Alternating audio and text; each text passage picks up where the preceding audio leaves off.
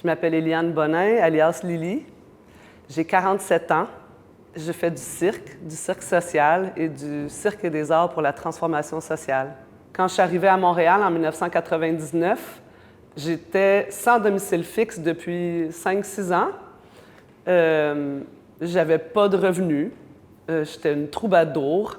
Je faisais du pouce, j'habitais dans un squat. Centre-Sud, c'est là que je suis atterrie, en fait. Fait que après 5-6 ans d'être une troubadour sur la terre, déracinée, ma foi, je suis atterrie sur la rue Jean-Langlois, sur le bord de la piste cyclable, dans un bloc où est-ce qu'il y avait plein de punks. Fait que des milieux activistes, puis des milieux punk, puis alternatifs. On se ramasse à Cirque du Monde. Puis là, on commence à avoir plein de fantasmes de faire des événements, de performer, de se faire des petites troupes. Puis le Carnaval Carmagnole est né parce qu'on avait vraiment besoin de faire exister un espace cirque qui était inclusif puis qui n'était pas corporatif. On trouvait ça un peu triste que à Montréal puis au Québec, le cirque soit perçu comme commercial. À l'époque, on trouvait ça triste qu'il n'y ait pas des endroits où est-ce que tout le monde a accès à la tribune, puis tout le monde a accès aussi à ce milieu cirque-là. Fait que pas juste un spectacle, mais un événement où est-ce que tu participes, tu te costumes, puis le costume, il sert beaucoup à faire disparaître les classes sociales. Fait que ça, on aime ça. Là, aujourd'hui, c'est carnaval. On a des permissions qu'on n'a pas normalement dans la vie quotidienne. Puis c'est pour ça que ça peut changer une vie des fois de participer à un événement ou d'aller voir un spectacle tout à coup. Ça fait une empreinte dans toi, dans ton cœur, puis là, tu te fais « Ah oui! » Tout à coup, il y a un petit degré qui change dans ton parcours de vie. Puis ça, là, le pouvoir magique de l'événementiel, je continue d'y croire. Fait qu'on a fait le carnaval d'abord sur le terrain de l'Ensoleil-Vent, qui était à Melbourne Valley.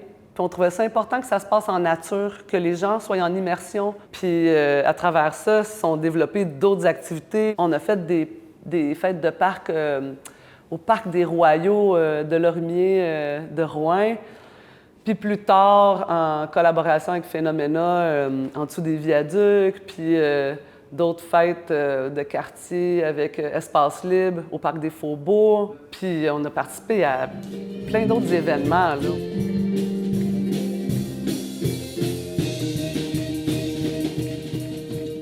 La mission des productions Carmagnole, c'est vraiment de donner un espace de création libre. On aimait bien nommer libre des contraintes du marché, plus spécifiquement à l'extérieur des visions du développement économique, si on veut.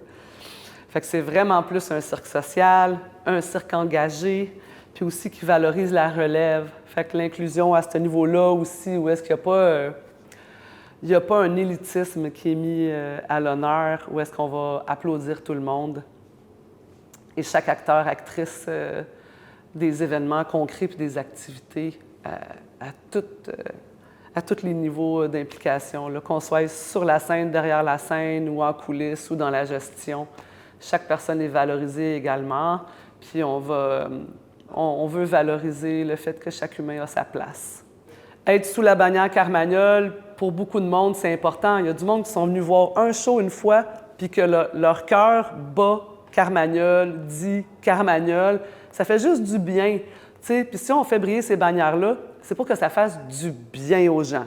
C'est de dire, toi, tu brilles dans ta différence, automatiquement, tu fais partie de la gang. T'sais? Toi, il y a quelque chose que tu n'as jamais osé exprimer, qu'avec nous, tu oses l'exprimer, tu fais partie de la gang. T'sais? Tu viens profiter de cet espace-là, bien, c'est ton espace, ça t'appartient. On co-crée ces espaces-là. Tout le monde qui y est présent fait partie d'eux. Ça, c'est... Je pense que ça guérit beaucoup de blessures intergénérationnelles que de tisser ces liens-là à nouveau dans nos communautés. Juste le dire puis le nommer, que chaque personne est importante, que chaque personne brille, que chaque personne est belle, que chaque personne a sa contribution à apporter à notre intelligence collective. Pour moi, l'important, c'est l'émancipation de la personne humaine, c'est son bien-être. C'est pas la réussite technique du tout, ni de la carrière, pas le succès, d'un produit, mais vraiment plus le raffinement du processus, le bonheur dans la pratique, les liens dans la communauté, la connexion que ça l'oblige puis que ça crée en soi puis avec les autres. Puis il y a eu les érotisseries, qui est quand même un projet majeur des productions Carmagnole, qui est comme un gros fantasme de gang à faire. « Hey non, mais on arrête-tu de faire nos niaiseries érotiques juste comme en fin de brosse quand on démonte les stages? » Puis à un moment donné, on s'est dit « Mais pourquoi tout ce qui est proposé, qui est 18 ans et plus, nous pue au nez comme ça? Ce qui est offert en érotisme ou en pornographie ne nous correspond pas. On a besoin d'offrir quelque chose qui nous correspond, puis sans censure, puis on va s'amener là-dedans, on va explorer là-dedans, on va l'offrir aux gens. Montréal est prêt à ça. La sexualité, ça renferme un potentiel d'émancipation et de plaisir et de joie formidable. On peut la célébrer, mais malheureusement, sur la Terre, c'est pas ça qui se passe. Puis il y a beaucoup, beaucoup de traumas qui sont liés à notre sexualité, à comment on vit nos relations avec les autres. Tu sais, je veux dire, des patterns toxiques, des traumas intergénérationnels, on en a pour des siècles et des millénaires de guérison, de pardon, pour devenir moins peureuse. Moi, dans les arts, ce que je me permets, c'est pour que les autres puissent croire à ces permissions-là, à cette liberté-là, puis qu'on essaye de guérir puis d'effacer des jugements qu'on a envers nous-mêmes puis envers les autres. J'ai besoin de prêcher par l'exemple. Je prends des risques. Pour les gens qui croient que c'est facile pour moi, ce l'est pas. À chaque fois, c'est confrontant. À chaque fois, j'ai peur. J'en suis consciente de la prise de risque et je sais qu'elle est essentielle. Je sais que si moi, je ne fais pas l'effort de venir aborder une limite sociale, ben tout le monde va y croire à cette limite-là.